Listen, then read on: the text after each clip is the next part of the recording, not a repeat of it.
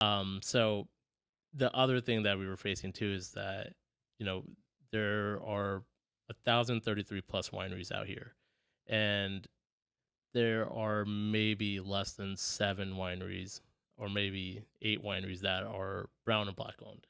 When we were going through this journey, what we were understanding and what we came to a conclusion of is that we've got kind of 2 lanes. One is we either stay the standard norm and we become, majority of what the other wineries are marketing towards, which is kind of like that, the Eurocentric 60 plus demographic, or we be unapologetically ourselves. Yeah. And so we decided early on that we're just going to be ourselves. We're going to talk about what, made us decide to start our winery.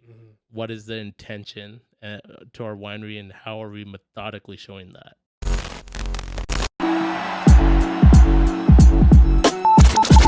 Yo, what up, what up? It's your boy Rubino. And this DJ in the building. And you listening to the UpNUp Podcast. Yeah. Wait, what are we doing? I don't know, just listen.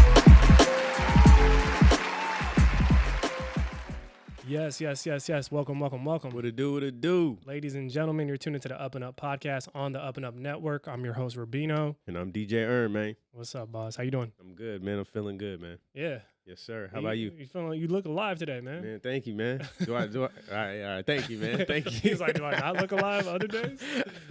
Yeah, no, I'm good. I'm doing well. Feeling good. Feeling blessed, Yes, right? sir. Grateful, obviously. For those of you tuning in, as I stated, this is the UpNUp Podcast. This is the podcast where we're focused on cultivating culture. We do that by providing amazing stories of individuals, groups, movements, the movers, the shakers, people who are breaking barriers, taking up space in various industries, right? Making a way for the next generation, not just all of us here right now. Yes, sir. All of that good stuff, right? Yes, sir. Super excited. Shout out to the team in the room as well. See, if I don't shout them out, they feel some type of way. You know that, right? Yeah. Just message to anybody listening. Shout out your team. Always. We love y'all, man. Always, man. But yeah, for the first time listeners, welcome to the family. And for the consistent supporters and viewers, shout out to y'all. We love y'all. Thank y'all.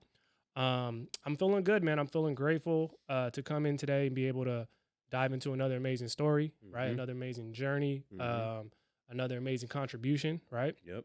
And today's guest is someone who I would say is embarking on a journey of redefining and shifting a traditional industry and narratives and norms by introducing culture to it, right? He's definitely a true culture cultivator. He's keeping everything he's doing on the up and up, right? Today we're joined by the co-owner and leader of the amazing Saanj Winery. Along with his wife, they both saw the need for creating a more inclusive and urban space within the wine culture and industry and space as a whole. And really just taking an approach of disrupting, but in a great way.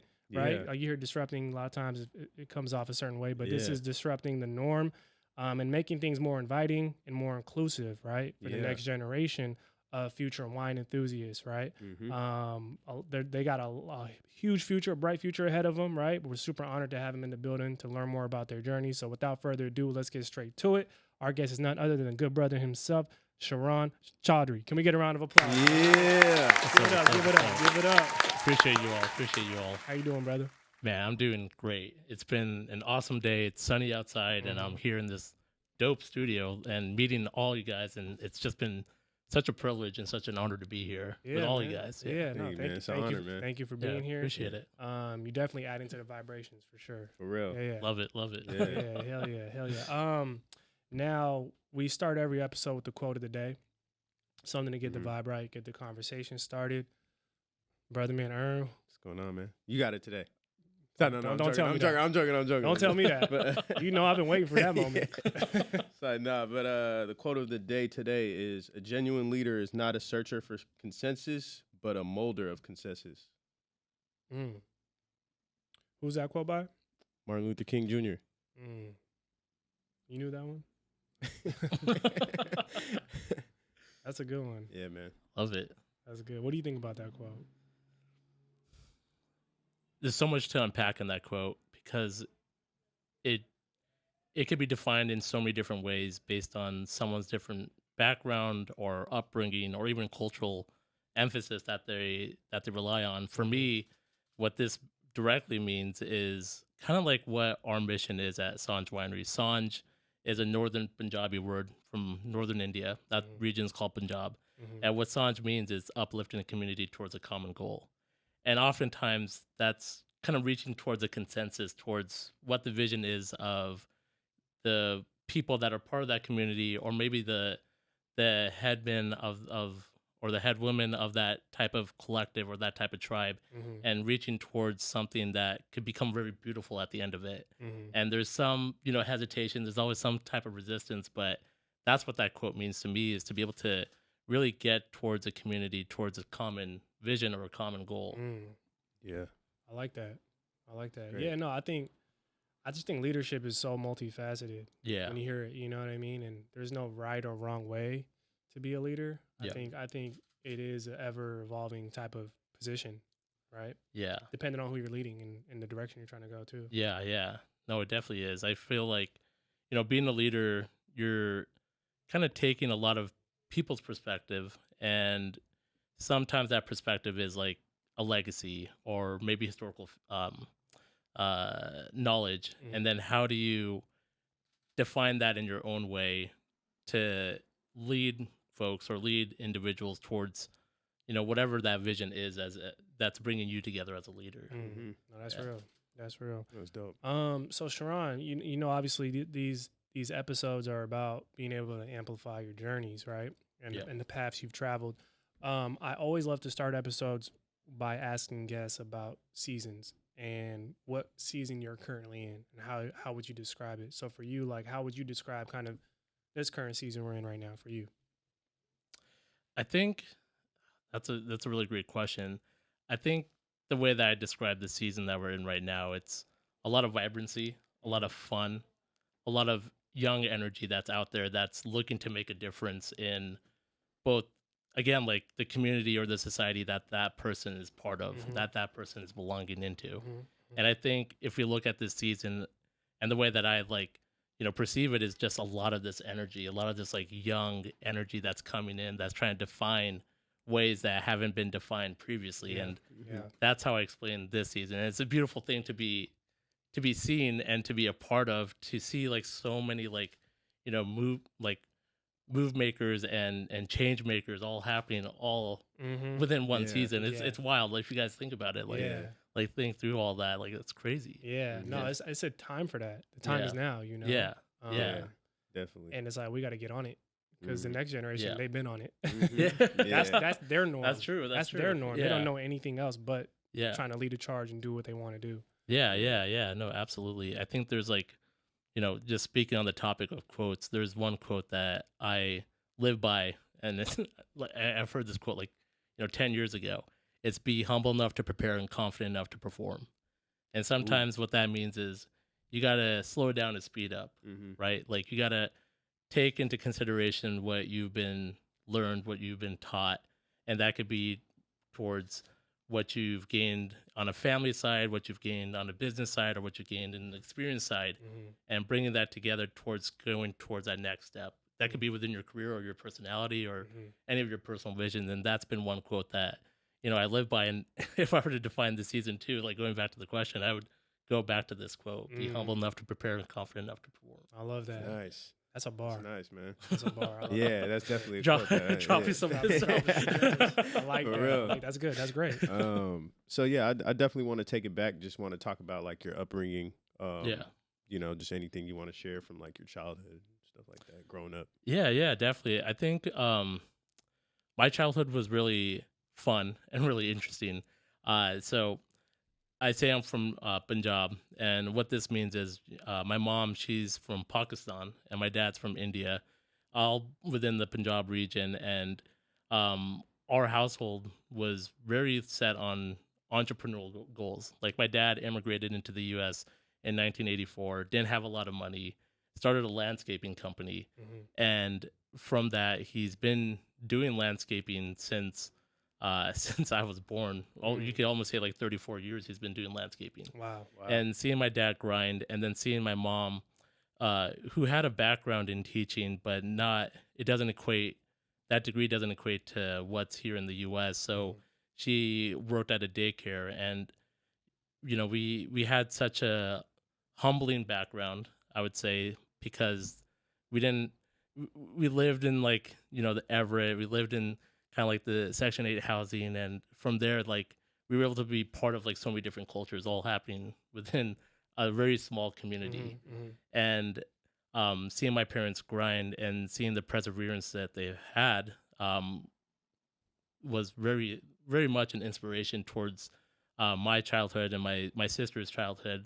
And that's what defined us as, who we are right now, and creating that type of drive. So there was a lot of like humbling moments. There was a lot of, challenges. And I think that's what made us who we are right now. And that's what helped define a lot of like perseverance and being, I would say like being relevant amongst like so many different like collectives and communities out there. Yeah. No, that's a great way to put it. Cause I think, a lot of what we go through early on shapes what we're going to become. Sometimes we don't even know it in the moment. We don't know why. Like this is just our norm, you know? Exactly. And we're so used to that, especially seeing our parents work so hard. We just assume that's just what parents do. Right. And I think growing up, when you have a chance to reflect, you realize what it was teaching you. All this time, right. Absolutely.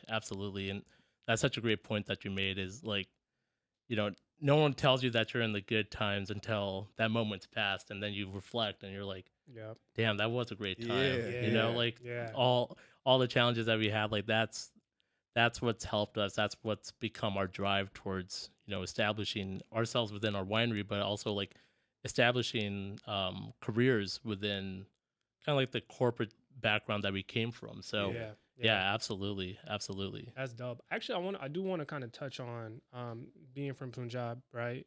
Like, what was it like for you navigating kind of being first generation?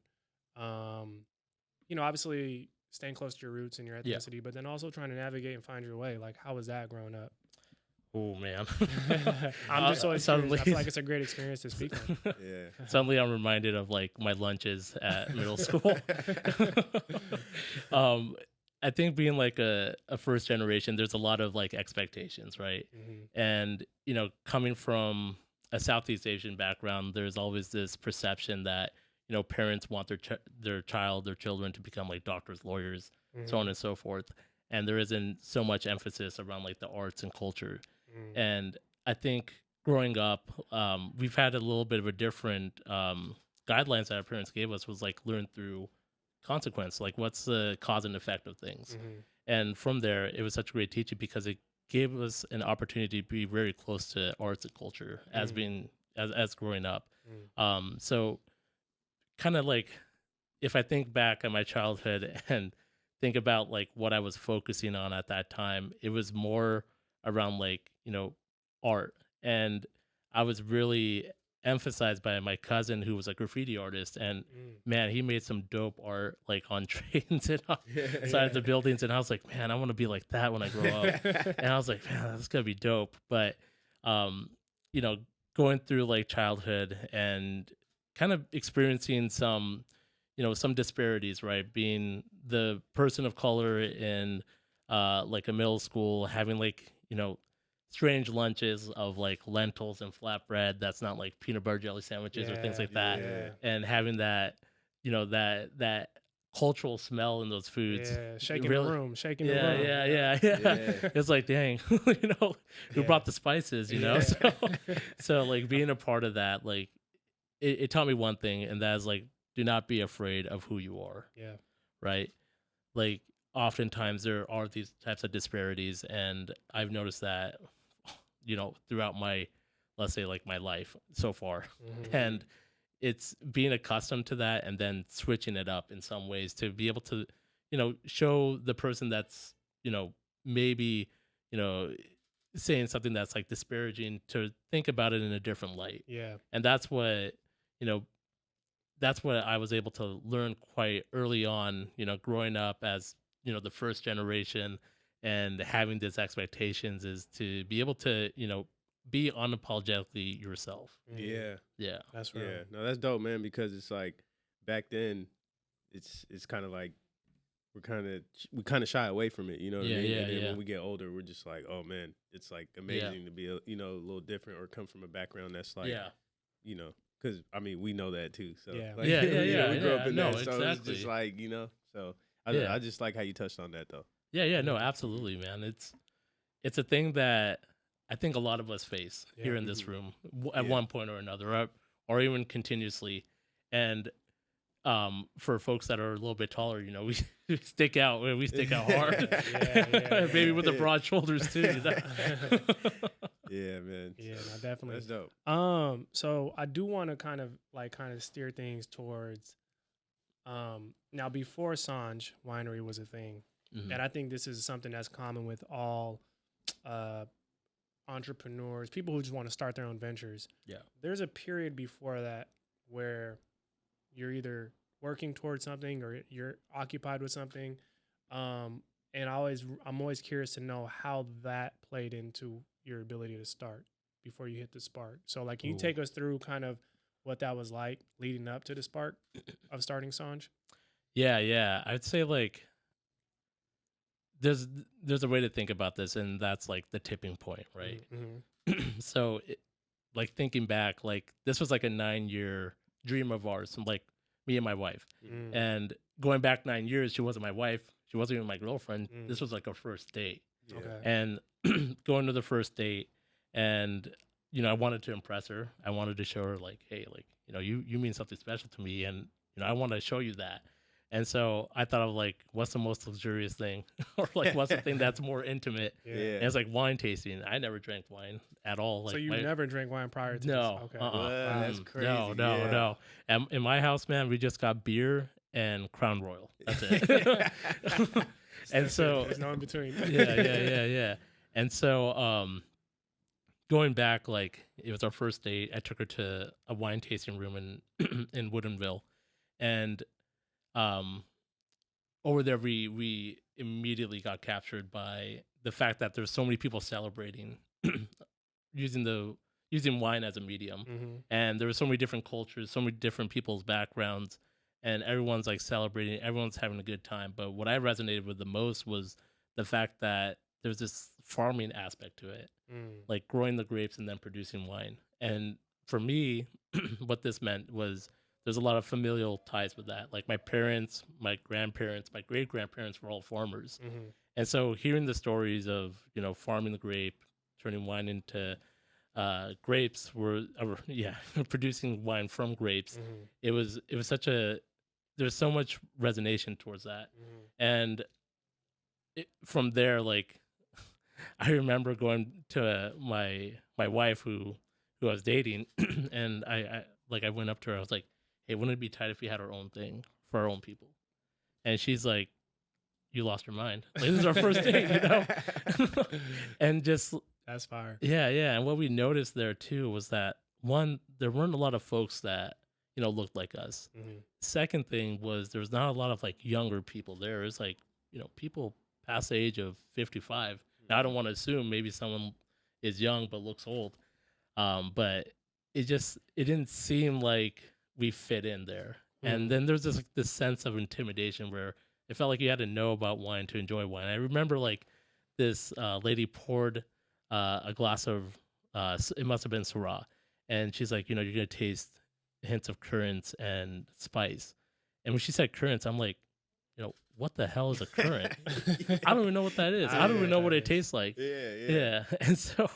And so from there, it's like this sense of intimidation. But that became the tipping point to be able to have something that we could call our legacy, to be able to create something that becomes part of generational wealth. Yeah. And it wasn't a spark. It was something that we said in passing, right? From there on, we were working our corporate roles, and we became pretty high up in our corporate roles that we had. And then it wasn't until 2023 that's when we decided to make the leap. And the tipping point in that was, one, we loved our corporate roles. Like, I'm not saying that it was bad in any way, but one thing that I just kept going back on was, seeing my mom and seeing my dad, and especially seeing my dad, having this landscaping company, moving us from where we were at to this beautiful home in Marysville, then owning, these rental properties. He was able to support all of us just doing, doing what he's been doing. Mm-hmm. Yeah. And to me, that was such an inspiration. That became my tipping point of like, all right, now we know we want to start this winery. What does it mean to get us there? And the most important aspect of this is, how do we become intentional and methodical in Saanj Winery? And how do we start to create this level of legacy that we could be able to pass on to, we weren't thinking about children at that time. Yeah. So we're like, our nieces and nephews or parents, to have something that we could be able to say like, hey, Dad, like I got you this car. Yeah. Yeah. That's real. And be able to have my dad retire, because shoot, that man is still landscaping. Yeah. That's And right. it keeps him fit though. I'm pretty sure my dad's gonna live past 100. But yeah. So that's how I think about this. And it's a really great question, is like, we had these two tipping points, and now from the last tipping point in 2023 was the biggest leap. That's when we really started Saanj Winery. Yeah. I love that. I just love the build up stories. Yeah. People think like, people wake up one day like, oh, I'm gonna start a business. And it's like, nah, bro, like it takes time really marinate and to really live with the idea and nurture it and let it mature before you actually hit go, right? That's true. That's why I asked that, because I know like things don't just happen overnight. You know what I mean? Yeah. Absolutely. I also want to ask, I guess kind of like a two-part question, but what was the transition like going from like corporate 9 to 5 to like going into entrepreneurship? And then like, what were some of the things that you took from like your job, stuff that you learned from there, into like entrepreneurship as well? Ooh, dang. Heavy hitter. Yeah, my bad. He was just waiting to ask that. Yeah. I was like, oh man, this dude's tapping. He's got a good question. No, man, it's a great question. So going back to your first question, I think like it was definitely strange. I'll say that. Like when you have a role that's very defined with, what you're at a minimum, what you're going to do, and at a maximum, this is a limit. Yeah. Then you start to really kind of be creative in that space. And it's something that you're very familiar with too. Like I was in my corporate role for 8 years. And there's a sense of comfortability. There's a sense of security. And I'm laughing on security, but I'll get into that. And, there's this sense of pride that, I was able to do X, Y, Z compared to the rest of the team, or maybe compared to the rest of the folks within that company, right? So when you start your own company, there isn't someone that's going to say like, that's a win, that's a highlight, or that's a loss. Yeah. You gotta critique yourself to some degree. Don't be too hard on yourself, and you gotta find where the lessons learned are, and how do you pivot from that, or how do you start to iterate on that. And so moving from a corporate world to our winery, that was like the biggest leap, right? Is that, one, I'm not familiar with wine in general. I know the taste profiles of wine. I know how wine is to some extent produced, and maybe at a very high level, I know like how grapes are formed, right? But there's so much nuance into it, like, how wine goes into an aging process between stainless steel or French oak or American oak. There's like all these nuances that I wasn't familiar with. Yeah. And then to top it off, there is so much rules and regulations with wine. Yeah. With any alcohol Especially in general. alcohol, Yeah. Right. So it was a lot of like navigating through that to be able to have an understanding of what that looks like and asking the right questions. And I think that was also really difficult too. Being an entrepreneur, I think, involves knowing when to ask for help and how to ask for help, and who are the folks that might have the answers to the questions that you have. Yeah. And so it was a lot of like fact finding. It was a lot of like deep dive searches, and again, it was a lot of like an uncomfortable space. Yeah. Right. Yeah.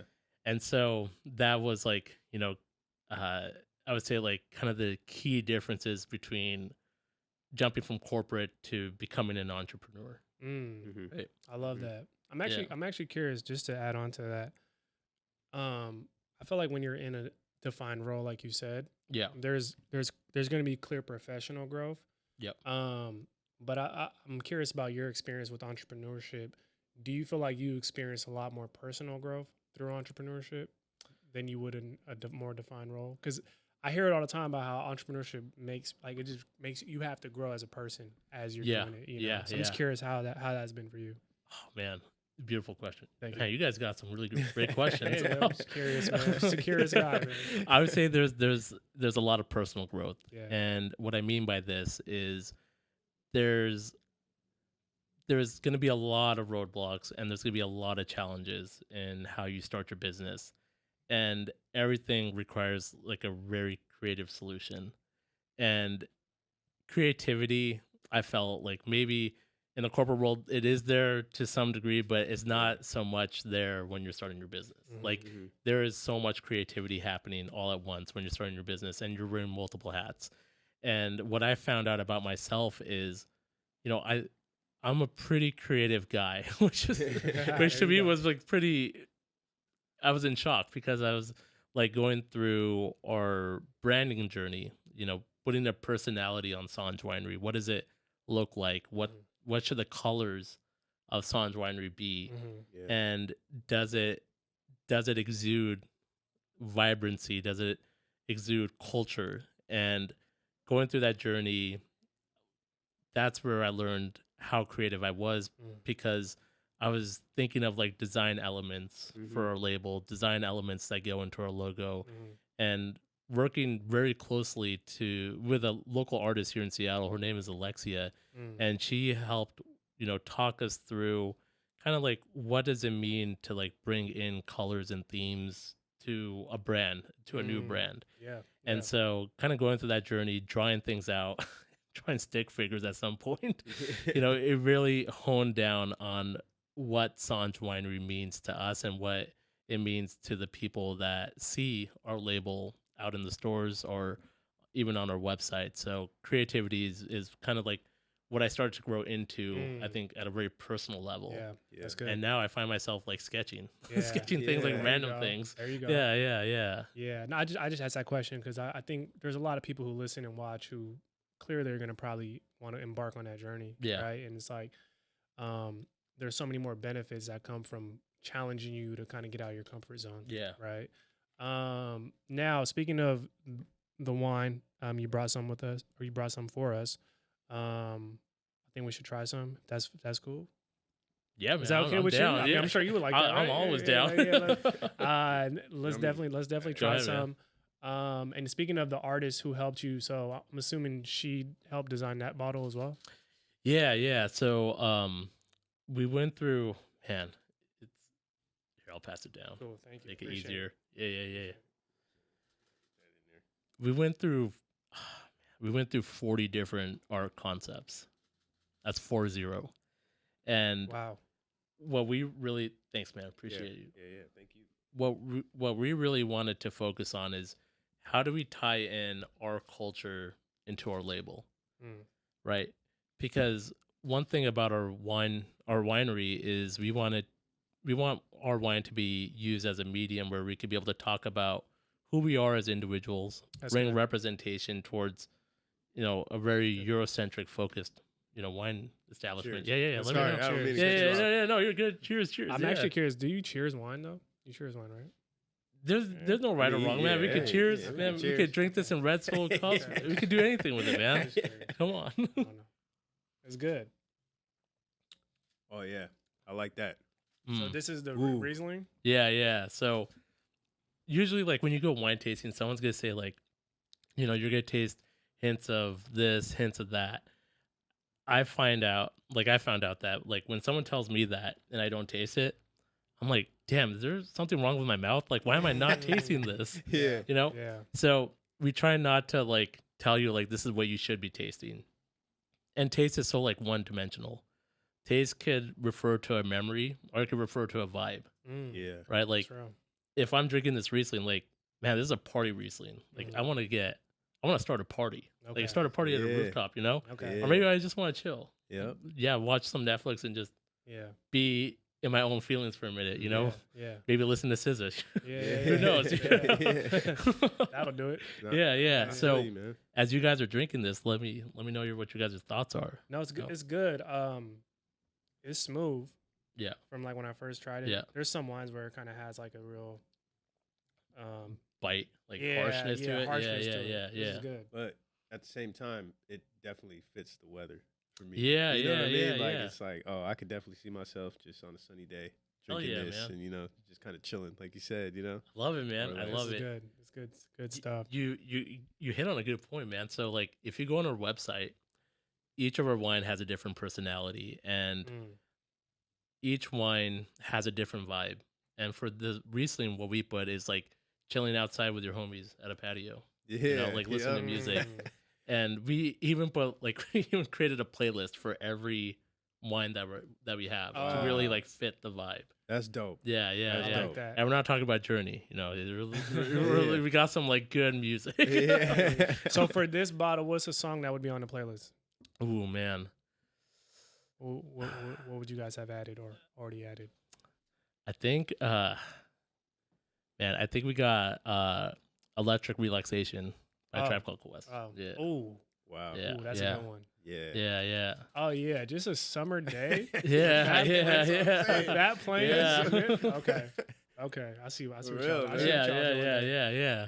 I see it. I That's, see it. that's dope though. I like that approach of like you guys are not telling us what we're supposed to taste. You know what I mean? Yeah. It's almost like, okay, what do you guys think about this? Yeah. Kind of like, I feel like that's important because it makes everybody feel like inclusive. As far as Yeah, wine, You know what I mean? yeah, Like, yeah. so I just want to touch on that, man. I appreciate you, man. Yeah. No, dope. that's good.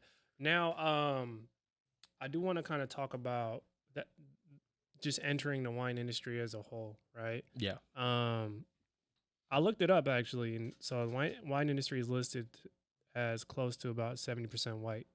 Yeah. In terms of demographic, right? The other 30% is divvied up as Yep. it is, right? Yep. And I feel like that's common in a lot of traditional spaces, right? It is. Where it's dominated. But I'm curious, like, can you just talk about what it's been like to enter the space that's so traditional? Some would maybe say archaic, just kind of set in its way, and trying to like enter it confidently and be able to make your, I guess make your way. How's that been thus far? Yeah. I would say like there's a lot of, I don't want to say gatekeeping, but it is gatekeeping. There's a lot of that, happening. And it's like it's funny you mentioned this because I just had a conversation about this too.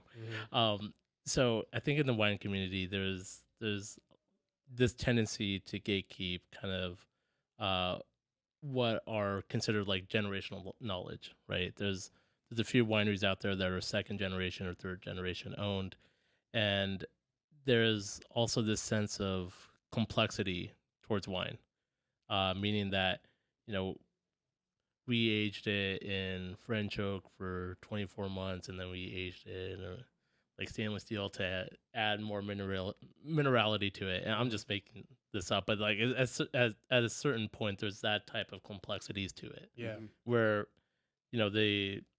there's different ways to be able to create different types of flavor profiles of wine.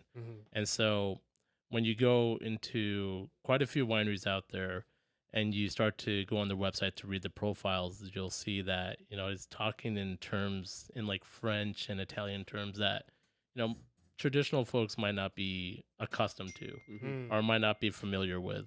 Yeah. And so there's a lot of like, I would say like vernacular learnings too, that was kind of like gate kept, and you kind of have to like read books to kind of understand it. So the other thing that we were facing too is that, there are 1,033 plus wineries out here, and there are maybe less than 7 wineries or maybe 8 wineries that are brown and black owned. And so you've got this kind of uphill battle to define what delineates your wine amongst the other wines, or what type of storytelling do you have that kind of makes a unique selling point for the wine that you're selling. Right? And so I think like when we were going through this journey, what we were understanding and where we came to a conclusion of is that we've got kind of two lanes. One is we either stay the standard norm and we become, majority of what the other wineries are marketing towards, which is kind of like that, the Eurocentric 60 plus demographic, or we be unapologetically ourselves. You can't do like in between, right? Because the people that continue to purchase wine are going to feel like, oh, this is kind of weird, but it's still kind of close to like what I see other wineries do. And then if we're bringing someone new and they're going to see us, they'll be like, oh, there's this intimidation and sophistication that I just don't want in my life. Yeah. And so we decided early on that we're just going to be ourselves. We're going to talk about what, made us decide to start our winery. What is the intention to our winery and how are we methodically showing that? And that became kind of like the driving force for us is like, we're facing 70% that are mainly Eurocentric wine consumers and 30% that are, a mix. And I think there's a lot of value to add to the 30% because it's folks that also feel what we feel, which is there's intimidation, sophistication, and maybe this just isn't for me. Yeah. Which is not true. Like, wine is for everyone and wine can be like a very fun thing to drink. It doesn't need to be like, oh, that's my parents' drink or my grandparents' drink. Yeah. And that's not the case. Like we want our wine to fit anybody's vibe. And that's like our tagline on our label too is, show us how our wine fits your lifestyle. And that's all we need to define it as, Wow. And lifestyle could be like out on the patio, or out grilling, chilling by yourself, chilling with your, your significant other. It doesn't matter what it is. Yeah. But there's always an occasion to be able to drink wine, and it doesn't need to be this high, complex, sophisticated type of deal. And going into the wine industry, there was a lot of that. Yeah. There's still a lot of that. Yeah. And I think the biggest challenge is like for the wineries right now is like, how do we attract younger consumers and how do we attract, the growing BIPOC population? But if every wine looks like, vineyard or looks like an estate, you're not going to really attract folks, and that's the difficult thing. That makes sense. Yeah. And it's difficult for us too. Like, we have this young, fresh label. We've got this beautiful tasting wine, and we're really kind of set us apart from like, these taste profiles to like, how does it fit in your vibe? How does it fit in your lifestyle? So it's still, it's a challenge for us to change that narrative. Yeah, it feels like you have to be somewhat like revolutionary. Yeah. In a way, Yeah. And that, you got to start a movement. Yeah. That comes with resistance, man, especially when you're going against the norms that have been so set in stone. So, but it should also let you know you're doing something that is needed. Oh, yeah, right? Yeah, absolutely. Right? Absolutely. Definitely. You got to make your own path and you got to stick to that path. Yeah. Like, that's what I've learned. That's real. Yeah. I love that. I feel that. I also wanted to ask you, like, if I came up to you and I was like, hey, I want to start a winery, what would you tell me? Like, what would be, like, the beginning steps for me to get in that industry? Got to taste good. It's got to taste good, yeah. I would say, man, so the first thing, I'm just thinking back to our journey. The first thing is thinking of a name that you could be able to resonate with, right? And thinking of how does this tie in to what your mission is as a person starting your winery? Because there has to be some purpose to it. There has to be some drive to it. It's not just, making wine to make wine and then releasing it out. There has to be some type of like intention to it. The second thing is, being accustomed to the taste profiles. Like, I'll say, like, between my wife and I, like, when we were thinking about these 3 wines that we crafted, one's a rosé, one's a Chardonnay, and this is a Riesling. We tried 30 different wines of each of them. So almost 90 different bottles. Wow. Wow. Yeah. Trying to hone in on like, what is it? What taste are we expecting, and what taste is our customer expecting, and how can we make this like easy to pick up taste profiles, where we don't have to like be like, oh yeah, it's gonna taste like honeysuckle. Like, if you were thinking honeysuckle, like the flower that's on my lawn, like this is what it's gonna taste like, But like, how do we like make this like fun and energetic? And so when you're going towards this journey of starting your winery, you got to come to an understanding of like, what's the purpose, what's the mission, get that out, get that drafted, and then start to think about like, what type of flavor profiles am I trying to go towards, and then start to think through like, what's a brand. That's, if you had asked me this question like in 2023 when I was starting Saanj Winery, like brand is very important. I've been like, what does that even mean? And when I say brand, it means like bringing in a personality to your company, and also putting a part of yourself into it. Like these 3 labels that we've got out right now, Rosé, Chardonnay, and Riesling, these are all labels that are related to my background being Punjab. The next 3 that are coming out, one's going to be a Grenache and another one's going to be a Syrah. Those are going to highlight my wife's background. Now she comes from a diverse background, being Black and Laotian. So we need to think through like what type of elements we want to play into that to really show more representation that's out there. And to show folks that like, you're seeing, like, we know you drink wine. Like, come on. Come join Saanj Winery. No, that's real. Yeah. That's real. I think I always say branding is identity. It is. And you got to let people know who you are and what you are, right? Obviously, the work will speak for you. But over time, anybody can walk in and kind of get a feel for what your identity is. If they're able to look at what you've done. So I love that. That's a good point. Man, Shahron, you've been dropping gems, bro. For real. Effortlessly too, man. Yo, man, it's a skill, man. I drop nuggets. These gold nuggets, man. I love it. Now I did want to ask you about, because obviously you mentioned gatekeeping, and mind you, gatekeeping exists everywhere. Right. Any industry you go into, but if tell me if this works for you or if you guys have done this, building somewhat of a community of peers that maybe you can lean on within your industry that can identify, like, is that something you guys have already created, or how has that worked for you in terms of going into this space? Yeah, that's a good question. We do have a team of consultants that helps us think through like branding, our social media content, which is another thing, and like compliance. Right, because there's a lot of kind of gatekeeping around rules and regulations with just serving wine. So there was a lot of interviews that we've done across multiple consultants, and I think just another plug-in too is, when you think of starting a company, there's a lot of frugality. You got to be creative with what you got, and you're not gonna have like a lot of funds.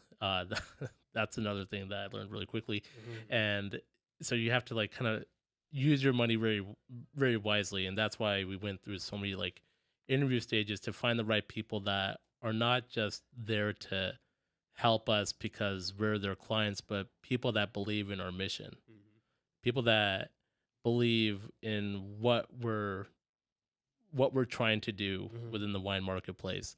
And we've got like an awesome team. We've got a social media content creator and a local artist that does all of it for us, which is really tight because I don't know anything about content creation, and she gives me ideas and we run with it.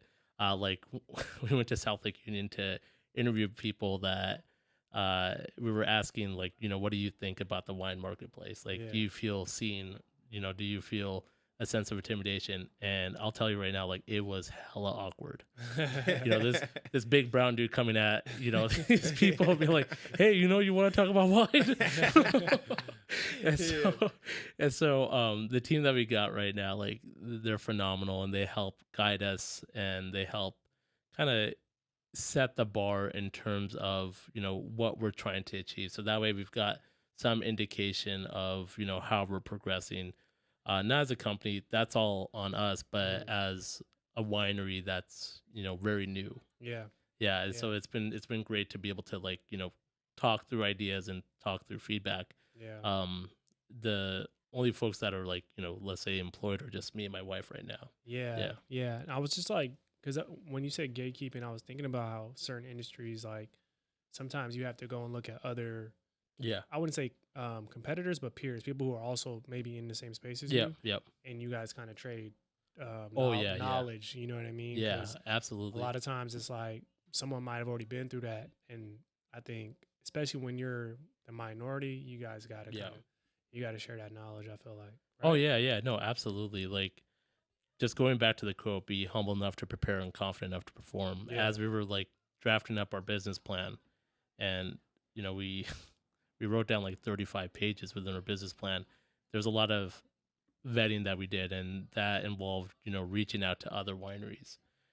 We talked to like close to 35 different wineries, both within Washington State and California, to really understand like are we off the mark or on the mark, and just keeping it very high level. You don't want to give your secret sauce so much, right? And so there's a lot of people, a lot of folks within the 35 that were asking that were like super helpful, and the amount of knowledge sharing that they provided was great in a certain extent, right? Yeah. Like they're not gonna say like, oh yeah, it cost me so and so to produce this one bottle, Yeah, right? yeah, But sure. they helped guide us to think through like whether we sounded crazy or not, right? Yeah, And so that's good. yeah. So it was really there's a lot of like community support within the wine world, which is great, but it's kind of like you gotta kind of like read the room, because it's very like face value, and it's not gonna be anything deeper than that. Yeah, no, that's real. I just asked that because I think sometimes you Yeah. go through these things to Yeah. know how to make it different for those coming from behind, right? Absolutely, Right. absolutely. So a lot of times we have to go through certain things to understand. Okay, well, I want to make sure those coming from behind don't go through it. Yeah, So, exactly. Yeah. That's good. Oh, man, beautiful thing. Like, it's absolutely true. Like so we documented like everything that we did for our winery Nice. in case of that situation, right? Like when someone asks me like, "Hey, can I reach out to you and talk through like this business idea, or talk through like starting a winery?" I want to be able to like help that person out, Yes. because I know how difficult it is. Like I want to reach out to a company, I want to learn about what they did, so I'm gonna like shoot an email to their info at or go in their DMs, and it never comes back with a response, or maybe it's like the response is like 2 months late. It's like, wait, what was I talking about? So I want to get it like at the very beginning. Yeah, no, that's good. I mean, it's part of our role. Yeah, no, absolutely. It comes with the responsibility of being in these positions, right? Yeah. Sometimes some people don't like to acknowledge it or embrace those things, but I feel like we should. No, we definitely should, and there should be more businesses out there that are BIPOC owned, because so many folks have so many great ideas, and at one point or another, maybe someone had told them that that idea is not going to work. I say forget that. Like think through it, have a plan out, and then we could definitely talk through it. Talk through it with someone that you trust, or talk through it with some business owner that you want to like vet it with. Like I say, do that 100%. That's real. Yeah. That's dope. So for the people that probably have never been to a winery or anything, or experienced that, I guess what should they expect, or like, yeah, what should they expect when they go to a winery? Because I know when I went, I didn't even know like where to go. I was like, are they gonna be in the field? Are they gonna, you know what I mean? So No, I guess that's just true. touch on that. Yeah. So I'll just talk through like my experience. Like, so when I go into a winery and I'm gonna go wine tasting, it like I also get confused. Like, where am I supposed to go? Yeah. Like, am I just supposed to stay here, or am I supposed to go to the front? Yeah. And so when you're going to a winery and when you're going to a wine tasting room, there should always be someone that greets you, and then that person should be able to take you to like where you need to sit. But I think when someone makes that leap of going to a winery, and this is certainly like what I did, is I felt like I had to like research Yeah. the wine that this winery is going to be serving, Yeah. so I don't sound silly when I'm drinking this. And that's what I mean by like the sense of intimidation, is like you should come in, like feel like yourself, Yeah. and hang out, sit around, and drink some wine. Like there Yeah. doesn't need to be like more thought to that. Right. And so I think when people go wine tasting, like that's kind of like the first reaction is like, dang, like there's a lot of people kind of dressed up, and they're using like these very like complicated words Mm-hmm. and they're using like French and Italian terms, and I'm just like nodding my head, agreeing, like, oh yeah, you know, like that sounds good. Yeah. And I think that turns off a lot of people. It certainly turned me off.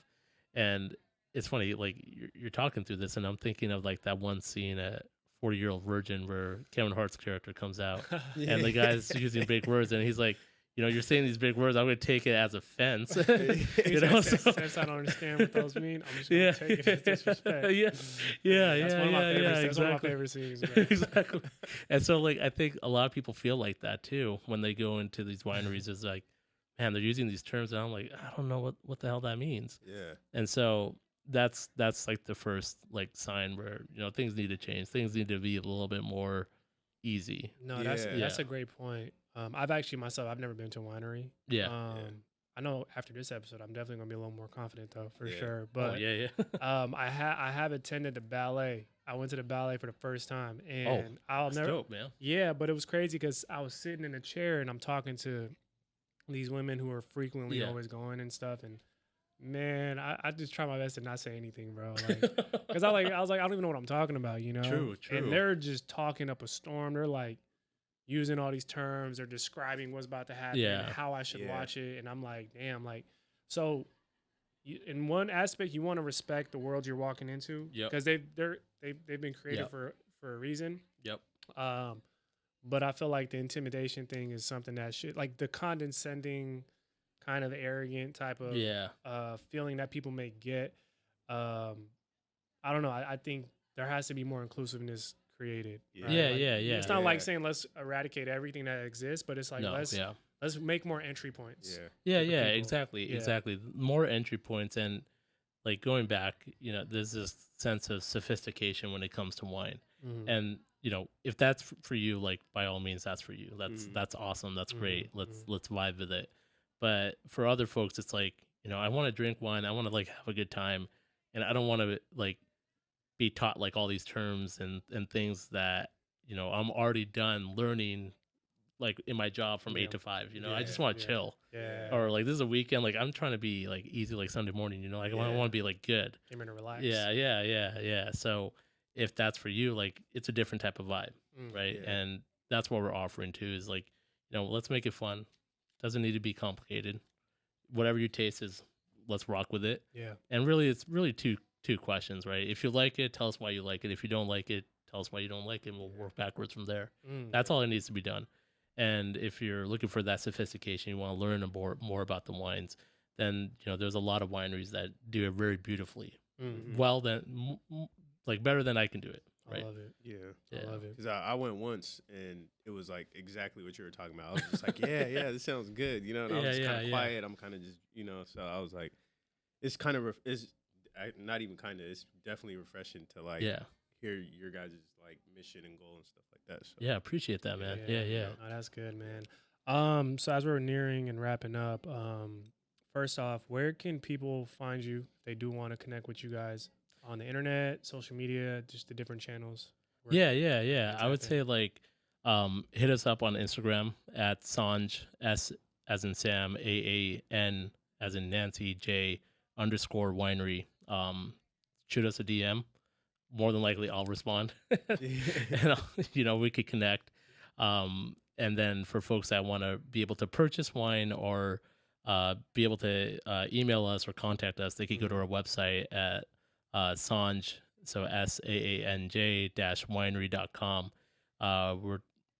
We're a direct to consumer business, so folks make online purchases. We're going to ship it to your right at your homes in Washington State. So you can hit us up over there. It's good stuff, y'all. Take it from me. Oh, I'm definitely going to be getting some stuff. too.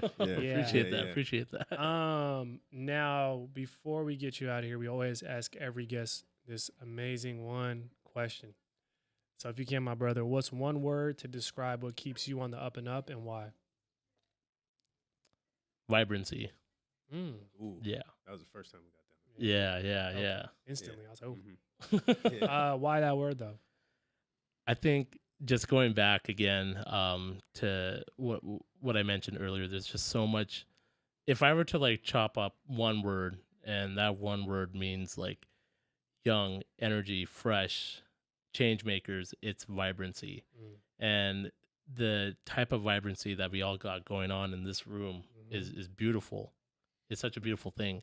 And to see like so many other, you know, people of color making the same type of strides, the same type of, let's say, movement, it's such an awesome thing to see. And I think the tipping point was like post-COVID, everyone's like, you know, let's bust a move, let's go, let's get this going. And that's the word that I stick to is vibrancy. Vibrancy. Dope, man. I love that. I like that word, man. I love that. That is the first time we've gotten that word. Oh, sweet. The one word. Yeah, there you go. There you go. Shahron, man, again, we thank you for being here. First and foremost. Thank you for having me. Sharing your story. You know, it's inspiring to see what the work you guys are doing. And you guys are just getting started, right? Yeah. Which is the amazing part. But yeah, man, with that being said, we wish you much success moving forward. You guys support with us here at the UpNUp always as well. Always, man. Appreciate you guys. And with that being said, I think it's safe to say Shahron Chaudhry and Saanj Winery are officially members of the UpNUp. Can we get a round of applause? Thank you. Thank you. Appreciate it, man. Appreciate you, man. To continue supporting the podcast and the entire UpNUp movement, be sure to rate, review, like, and subscribe. As well as follow us at _ the UpNUp on all social media platforms to stay connected with everything the UpNUp has coming your way. Thanks for listening, and until the next one, keep it on the UpNUp.